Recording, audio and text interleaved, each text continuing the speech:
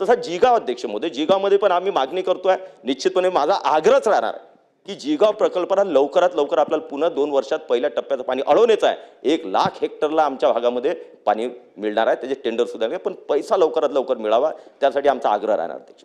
आणि अध्यक्ष महोदय, दुसरा देश सिंचन आता परिपूर्णतेकडे जाते, महाराष्ट्रातही जाते आहे, भरपूर मोठ्या प्रमाणात सगळे प्रोजेक्टला आपण मान्यता दिलेली आहे, विदर्भातही आपण मोठ्या प्रमाणात दिलेली आहे। नदीजोड प्रकल्प विदर्भामध्ये देवेंद्रचं व्हिजनरी व्हिजनमधून आणि मराठवाड्यात सुद्धा नदीजोड प्रकल्पाच्या माध्यमातून सुजलाम सुफलाम आणि चांगलं करण्याचा प्रयत्न। हे बघा, तुम्ही असं म्हणून प्रोजेक्ट टाकला की वरतून टपकला की 1 वर्षात पुन्हा होणार नाही, काहीतरी दूरदृष्टी असावी लागते, काहीतरी पुढच्या याच्यामध्ये कुठपर्यंत आपण केलं पाहिजे हे तर असलं पाहिजे, त्याचं नियोजन असायला पाहिजे। पण नियोजनच केलं नाही तर 2047ला देश विकसित कसा होईल?